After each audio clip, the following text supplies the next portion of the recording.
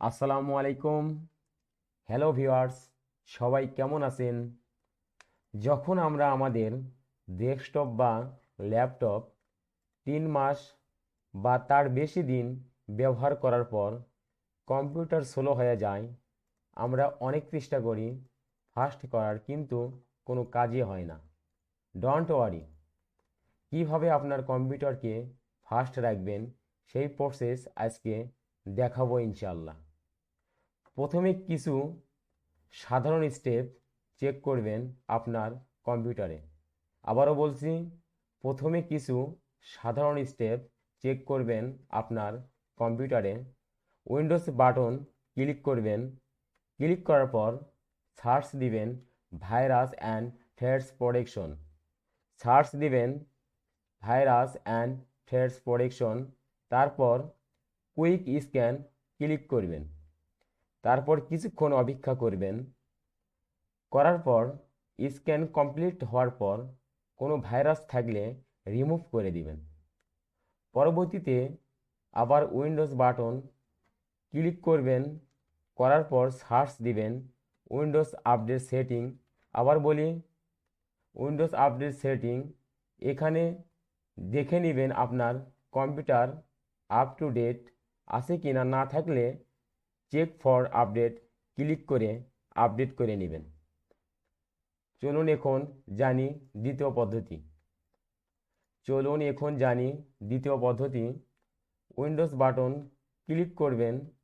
করার পর সার্চ দিবেন সিএমডি। আবারও বলি, সার্চ দিবেন সিএমডি। দেওয়ার পর রান অ্যাজ অ্যাডমিনিস্ট্রেটর। আবার বলি, রান অ্যাজ অ্যাডমিনিস্ট্রেটর ক্লিক করবেন। এখানে ইয়েস ক্লিক করবেন।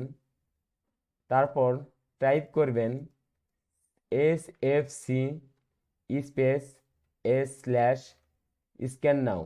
আবারও বলছি, SFC স্পেস /scannow। তারপর প্রেস ইন্টার দিবেন। দেওয়ার পর এই রকম ভেরিফিকেশন স্লো করবে। এখানে 100% কমপ্লিট হওয়া পর্যন্ত অপেক্ষা করবেন। 100% কমপ্লিট হওয়া পর্যন্ত অপেক্ষা করবেন। এখানে 100% হওয়ার পরে আপনি আপনার কম্পিউটার বা ল্যাপটপ রেস্টার্ট দিবেন। চলুন এখন জানি তৃতীয় পদ্ধতি। প্রথমে উইন্ডোজ প্রেস করে আর প্রেস করবেন। আবারও বলছি, প্রথমে উইন্ডোজ প্রেস করে আর প্রেস করবেন। তারপর এই রকম রান স্ক্যান আসবে। এখানে টাইপ করবেন MS config।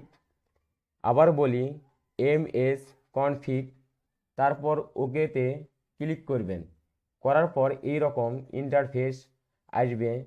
এখান থেকে সার্ভিসে যাবেন। যাওয়ার পর হাইড অল মাইক্রোসফট সার্ভিস।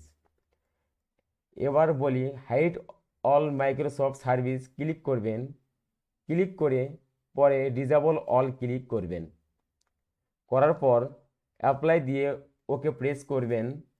করার পরে আপনার কম্পিউটার বা ল্যাপটপ রেস্টার্ট দিবেন। আবারও বলি, hide all Microsoft service click করবেন। ক্লিক করে পরে ডিসেবল অল ক্লিক করবেন। করার পর অ্যাপ্লাই দিয়ে ওকে প্রেস করবেন। করার পরে আবার আপনার কম্পিউটার বা ল্যাপটপ রেস্টার্ট দিবেন। এরপর দেখবেন আপনার কম্পিউটার বা ল্যাপটপ আগের মতো দ্রুত চলতেছে। ভিডিওটি যদি ভালো লেগে থাকে সাবস্ক্রাইব করে আমাদের সাথেই থাকবেন ইনশাআল্লাহ।